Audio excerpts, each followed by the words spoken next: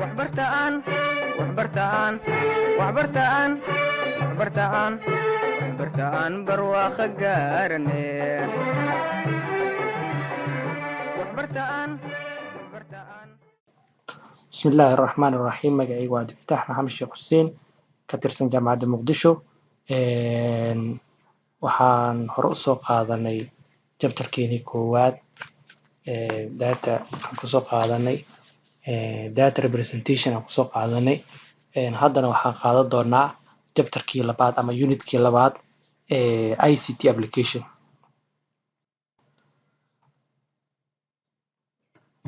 ICT application waa information and communication technology. waa information and communication technology oo ICT ah kaasoo qeyb weyn ka qaadato nolosha bini'aadamka. ICT oo teknolojiyadda casriga ee hadda maanta jirta waxaan ku qaadan doonaa qeybahan soo socda oo ah agriculture-ka iyo e-commerce-ga iyo education-ka health-ga beerahoo kale ganacsiga internet-ka oo kale education-ka waxbarashada caafimaadka iyo financial oo maaliyadda iyo artificial intelligence qalabka casriga oo caqliga badan ama sida robotyada oo kale. marka intaasoo sector intaasoo qeybood qaababka loogu faa'iideysan doono oo ama ay u fududeyn doonto howlahooda ICT-ga ama information and communication technology.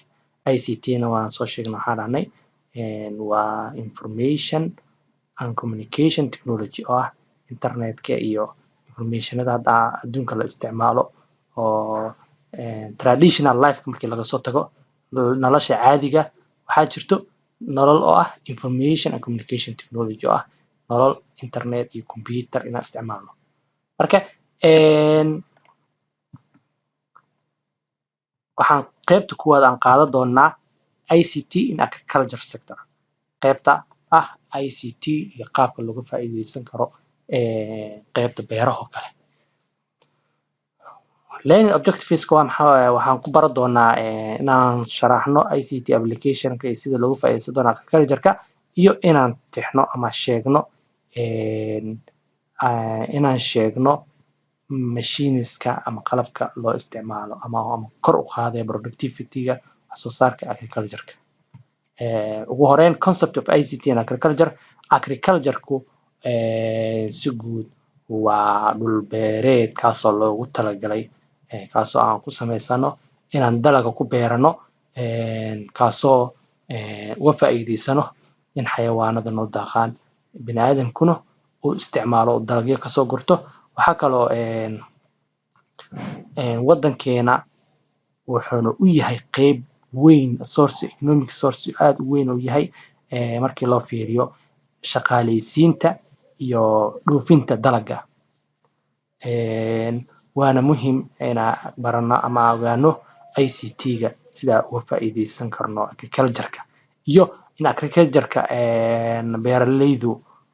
beeraleydu ay sanadkii soo saaraan dalagyo kala duwan taasi ay ku adkaato bilaha qaar oo cimilada iyo u saacidin laakiin ICT-gu ay u saacidi doonto inay markasta wax soo saaraan soona saaraan better quality information ayagoo helayaan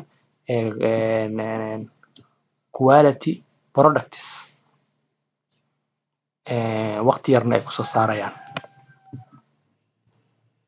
waxaana baran doonaa number of machineska maanta laga helo dunida kuwaasoo u fududeynaya beeraleyda inay howlahooda si fudud u qabsadaan ama beerahooda si qurux badan ay ugu soo baxaan high quality products ay usoo saaraan waqti fudud waqti yarna ay kusoo saaraan. qalabka ugu horeeya waa maxay? waa greenhouse. greenhouse-ku waa qalab loogu talagalay beeraha in lagu koriyo. greenhouse-ku wuxuu u samaysan yahay sida teendhada oo kale sida hadda sawirka ugu jeedaan oo kale. marka greenhouse-ku wuxuu qabtaa inuu koriyo dhirta inuuna ka ilaaliyo sunlight qoraxda zaa'idka ah inuu ka hortago inay qoraxda dhirta ay qalasho kale. greenhouse-ku wuxuu isbarbar dhigaa ama uu normal ka dhigaa seasonska kala duwan ama cimilada kala duwan, cimilada oo kulul, cimilada qabow, cimilada roobaadka, waxaasoo dhan ayuu galaa. Sababtoo ah waa meel yar oo dadan, qalab bacda kor ka saaran waxay manage garaynaysaa waxa kor uga soo dhacaya, ama ahaato kuleel ama ahaato roob.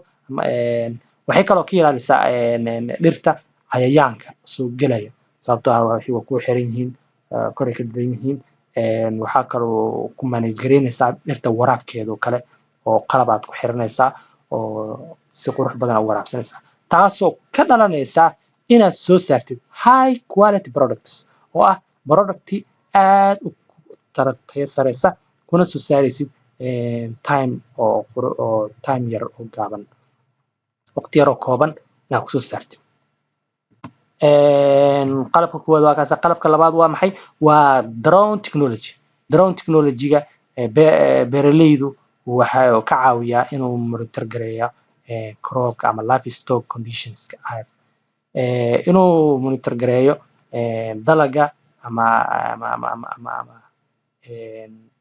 wuxuuna ka monitor gareeyaa qeybahan soo socda. inuu kow monitor gareeyo ama uu la socdo dhulka beerta ay ka kooban tahay ama dalaga uu ku beeran yahay, inuu ogaado geedaha yaryar, kuwa qalali kara, kuwa si u bixi kara. marka waxaasoo dhan inuu la socdo geedahaas iyo beerta dhan la socdo, inuu balantiga wixii u baahan in la daweeyo ama la habeeyo, meel ka khaldan yihiin inuu ogaado, inuu caafimaadka guud ee beerta inuu la socdo. waxaa kaloo loogu talagalay in beerta haddii cayayaan oo kale ku dhasho kale in lagu buufin karo, oo wuxuu wataa haan yar oo wataa lagu shubayo suntii, geesahana kasii deynayo ku buufinayo kuwa cayayaanka waxaas ka buufinayo. marka drone technology-ga qolada beeralayda wax badan ayuu u qabtaa. waxaa kaloo ku dari doonaa, waxaa kaloo jira mobile technology. mobile technology waa mobeelada caadiga oo internetka qofka ku xiranaya, wuxuu smartphoneska ama tabiska social media ay kala soconayaan beeralayda. waxay kaloo access gareyn karaan waxbarashada, tusaalahan oo kale internetka oo kale, youtube oo kale waxaa ku jiro cilmi badan oo beeraha ku saabsan, cilmigaas oo kale ka baran karaan. waxay kaloo ka ogaan karaan qalabka soo baxay, qalabkasta sida loo isticmaalo. marka cilmi badan oo ayna heli karin ayay meeshooda ayagoo beertooda joogaan ka helayaan mobile technology-ga. waxaa kaloo jira meteorological device. qalabkan wuxuu u qabtaa beeralayda inuu sahmiyo cimilada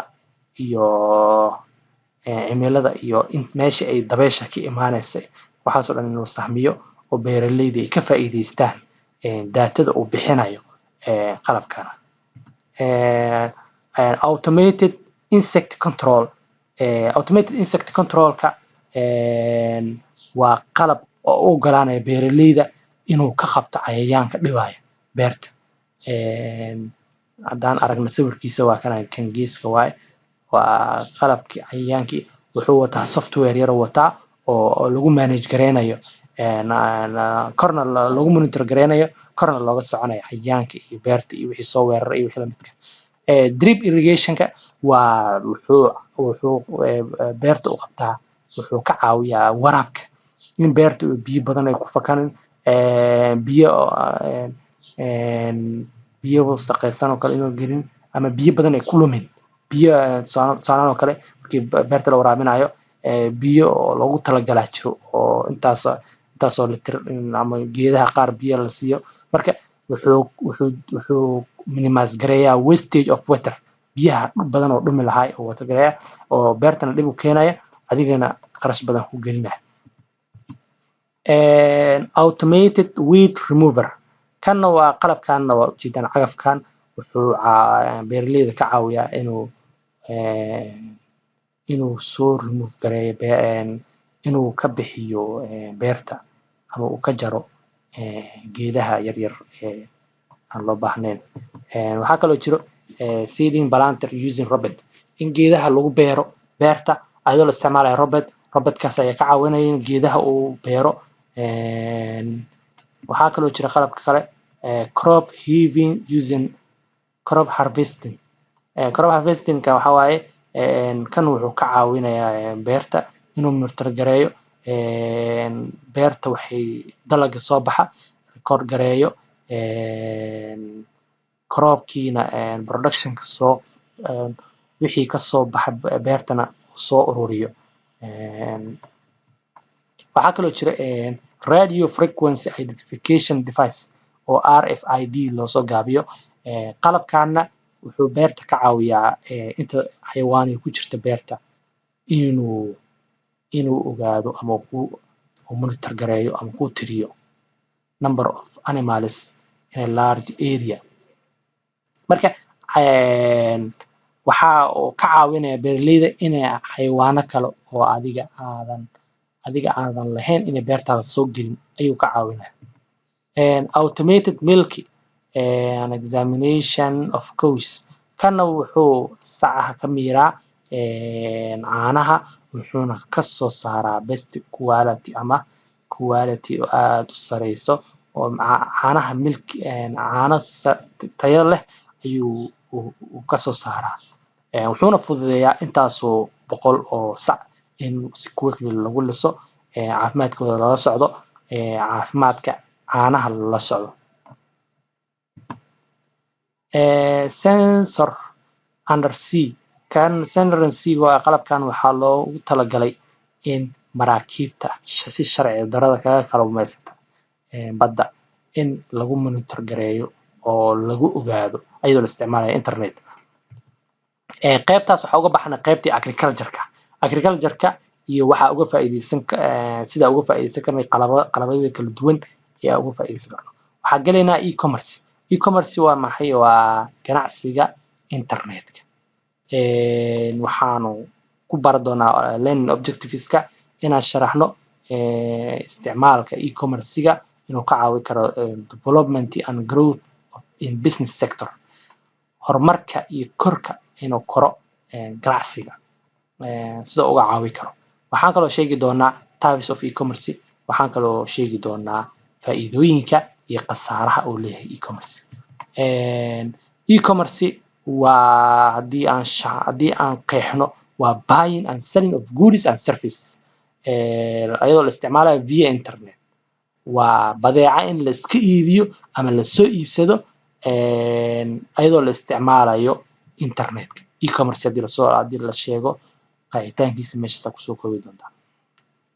Marka e-commerce-ga ganacsiyada caadiga traditional commerces all transactions waxay ku dhacaan manually, waxay ku dhacaan caadi oo gacan lagu qoro ama computer lagu qoro. Laakiin e-commerce-ga all transactions are processed automatically, isaga caadi isku qoraya. Tusaale ahaan qof baa wuxuu gatay book oo internetka ka gatay automatically waa loo qoraya customer hebel buu gatay meesha uu joogaa billahi tawfiiq wax dhan waa la qoraa. Kaasoo marka macnaheedu yahay qof inuu gatay product uuna bixiyay and pay using internet technology asoo isticmaalaya internetka. E-commerce types, noocyada e-commerce-ga waxaa ka mid ah e-commerce types-ka business to customer oo ah business ganacsi qayb ama company oo wax ka iibinaya customer ama kii wax soo saaray oo productiga soo saaray oo ka iibinaya customer. Waxaana ka mid ah tusaale Amazon oo kale waa companygii weynaa wuxuuna ka gadayaa adigoo customer ah oon wax business ku furnayn inuu kaa gado. Waxaa kaloo jiro business to business oo ah company to company, company weynaa wax kasoo gadanaya company kale oo isagana laba company wax kala gadanayso. Tusaalahaan oo kale Alibaba hadda companiyada waddanka ku yaalo kale oo aad u waaweyn badankood qaarkood waxay kasoo gataan Alibaba ayagoo internet isticmaalaya. Marka company kale wax kasoo gadanaya company-gan marka uu sii iibinaya marka jumla wax uga soo gadanaya. Kaas kale waxaa loo yaqaanaa business to business. waa business selling to another business. waa online business oo wax kasii iibinaya business kale. modelkana waa largest e-commerce model, waana nooca ugu weyn ee loo isticmaalo e-commerce-ga because sellers and buyers are both commercial entities. sababtoo ah labadoodu waxay ku jiraan ganacsi. kan kambaniga weynana oo wax laga iibsanana ganacsi ku jira, kambaniga wax iibsanana ganacsi ku jira. marka transactionadii u badnaa ayaa dhacaya. Alibaba wuxuu ka mid yahay the world largest online business, website-yada ugu waaweyn ee e-commerce-ga ee dunida ayuu ugu waaweyn ayuu ku jiraa Alibaba. Amazon iyo Alibaba labadaba. Okay, qaybta saddexaad waxaa loo yaqaanaa customer to customer, oo ah customer inuu wax ka gato customer kale. customer to customer waxaa loo yaqaanaa customer inuu wax ka gato customer kale. Okay, customer wuxuu gadanaa eBay oo kala tusaale ahaan uga mid ah qof oo customer ah oo eBay kasoo diiwaan gashan inuu qof kale customer kale wax kasii gado ayaa tusaale ugu filan.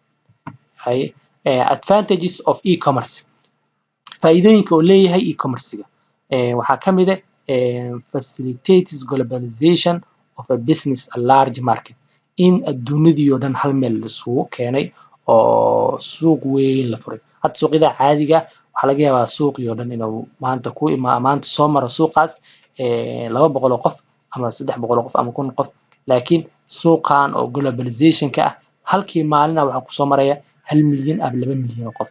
marka meeqa wax ka gada karto haddii aad leedahay good market, online market. haddii aad leedahay customer fiican ama aad leedahay e-commerce weyn oo aad u weyn. marka enables people to work from home providing scheduling flexibility. dadku wuxuu u ogolaanayaa dukaanleyda oo e-commerce ku shaqeysta inay gurigooda ayuu joogaan sariirtooda jiifaan ayagoo sariirtooda jiifaan ay wax sii iibi karaan oo dukaan u furan yahay oo wax kasta iibi karaan si flexibility. Okay, low operation cost and better quality service, in cost badan ay ka gelin oo ah inay dhahaan customerkii baa ugu batay, guri cusub baan dhisayaa, meeshii ugu yar kiradii lagu haysta, waxaas dhan ma jiraan. marka intaasoo customer ha bataan ama ha yaraadaan, adigoo wax kasta oo aan ka baxsanayn website-ki iyo waxa ku gadanaysa maahan intaas ka baxsaneen customer-kaaga hadduu bato ama ganacsiga uu sii weynaado uma baahnid inaad guryo cusub kiraysid ama cost badan aad geshid.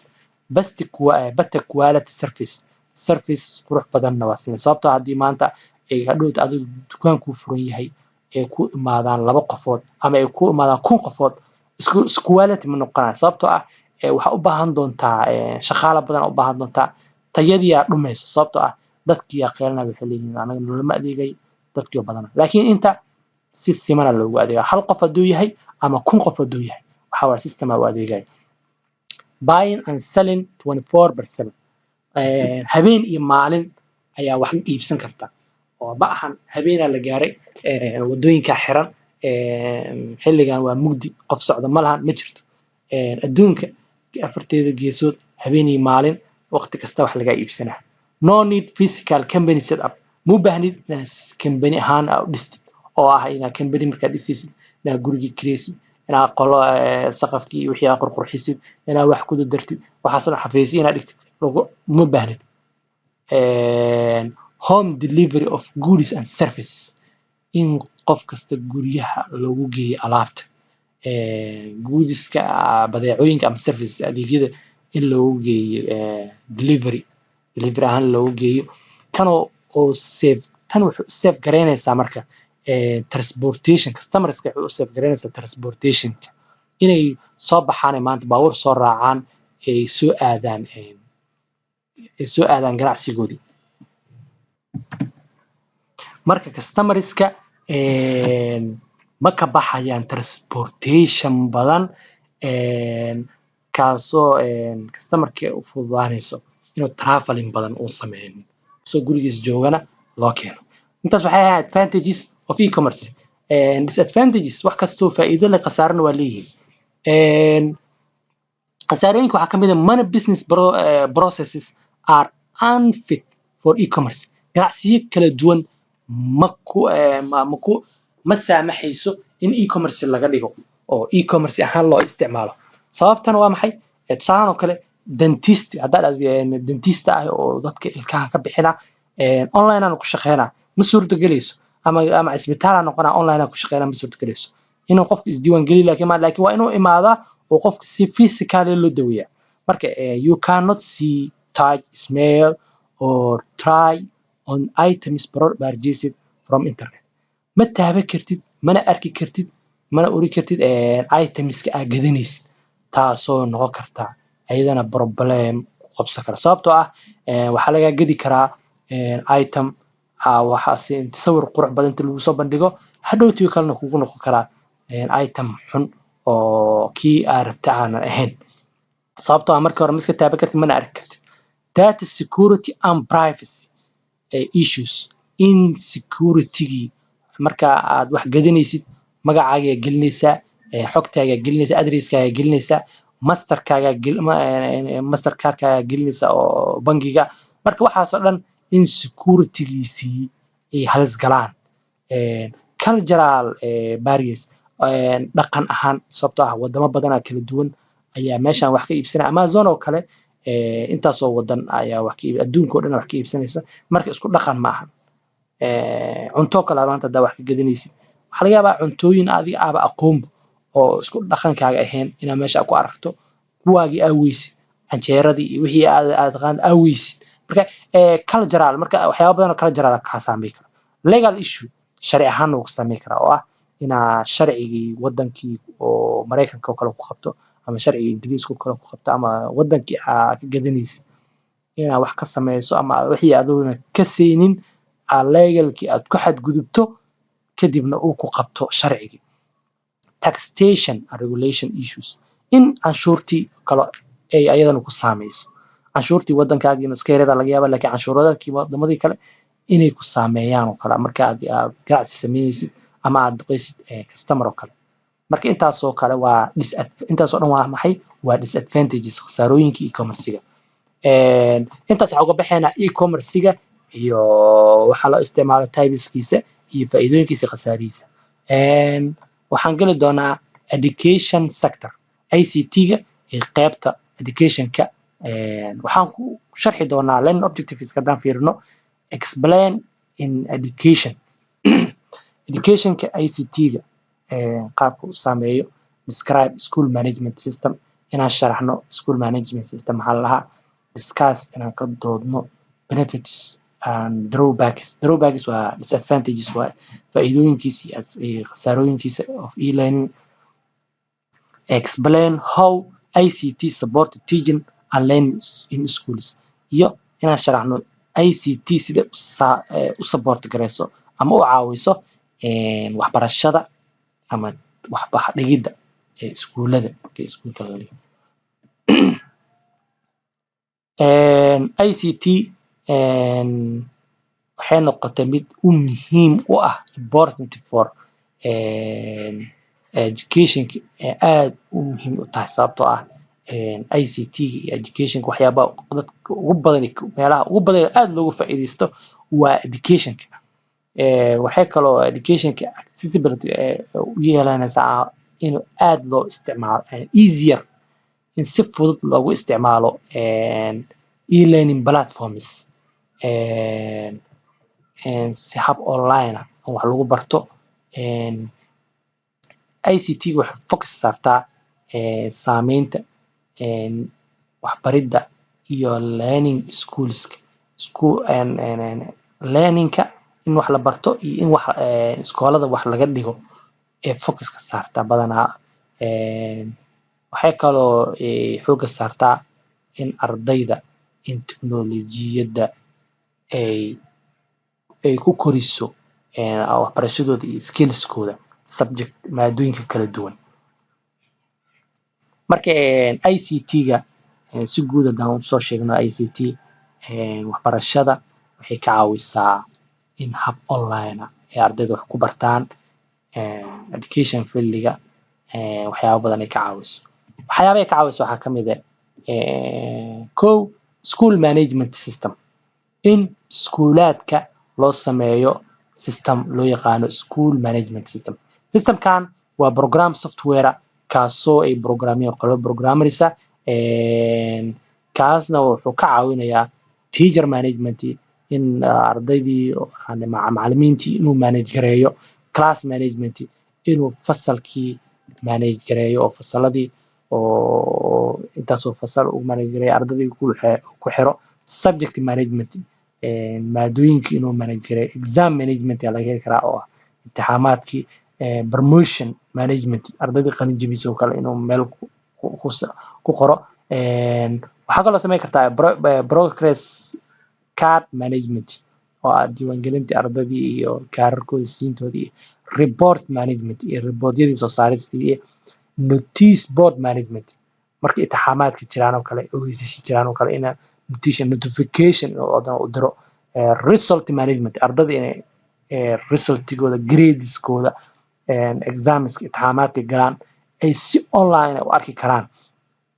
applicationka wuxuu kaloo qaban doonaa fees management ardayda ay si online ay wax ku bixi karaan. attendance management in uu ardayda attendancegooda uu manage gareeyo, soo daahistooda, imaanshooda, maqnaanshooda iyo wixii lamid ah. staff management iskuulka inta qof ay ka shaqeysa inuu staff gareeyo. parent management ardayga waalidiintooda, arday kasta iyo waalidkiisa in la isku xiro oo ardayga uu kala socdo waalidkii inuu kala socdo ardaygiisa ama cunugiisa inuu kala socdo si internetka ama mobilkiisa inuu kala socdo ama computerkiisa. user management systemka dadka maamulaya user in la siiyo oo la manage gareeyo. student management oo ugu dambeeya ah ardaygii in la maamulo oo meeshaasi oo la siiyo username iyo password loo furo, resultska loo furo, feeska loo furo, attendancega loo furo, examka loo furo, subjectska loo furo. marka intaas uu qaato intaas reaction ay dhacaan. marka systemkan wuxuu caawinayaa ardaydana wuxuu u fududeynayaa habkii wax baran lahaayeen.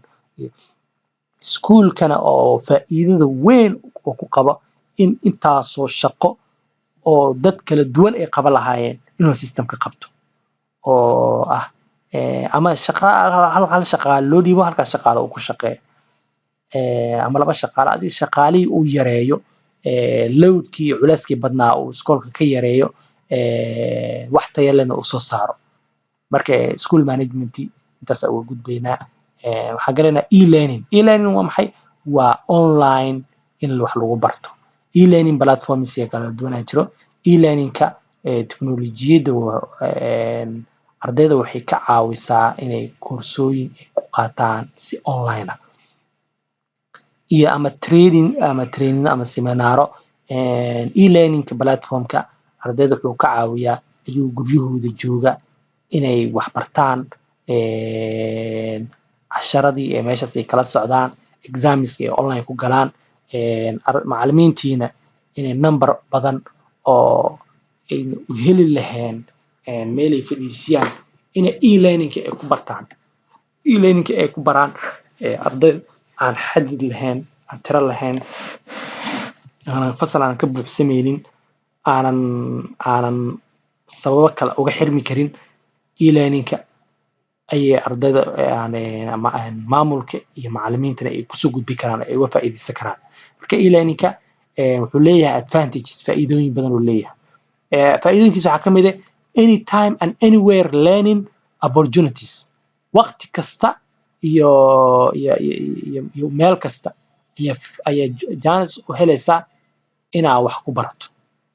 habeen madow 9 saac wax baran kartaa, wadan kasta aad joogtaa wax baran kartaa hadda e-learning isticmaalaysa.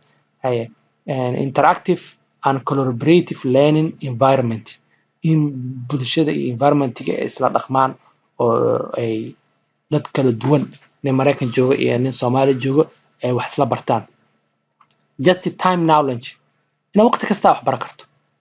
reduce time and cost, in waqtigii iyo qarashkii soo yareyso sababtoo ah transportation ka bixi lahay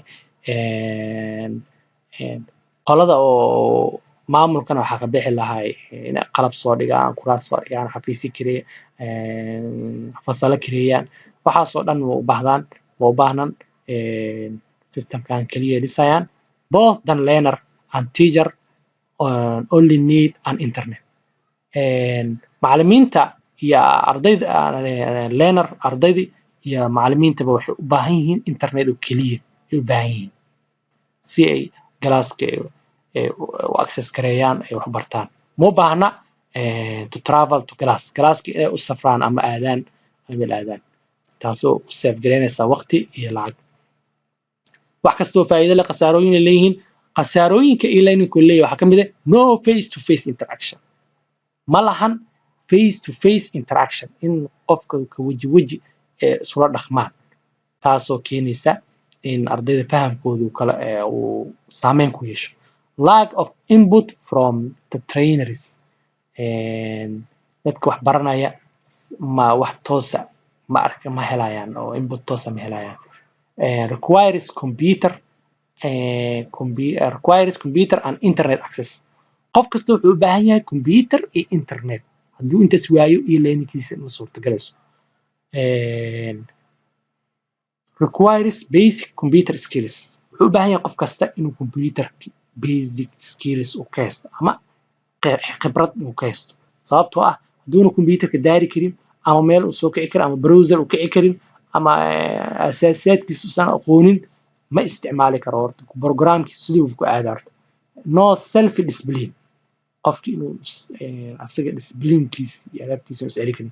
laga yaabay qofkii e-learning ama fasalkii uu galay xiisadii asagoo online ah iska seexanaa, hadduu rabo qof kale la sheekeysanaa.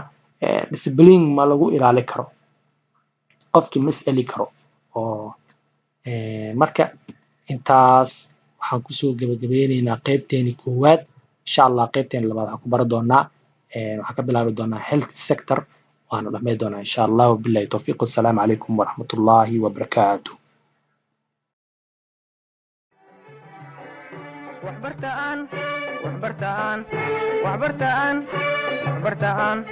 waxbartaan barwaaqo gaarane. waxbartaan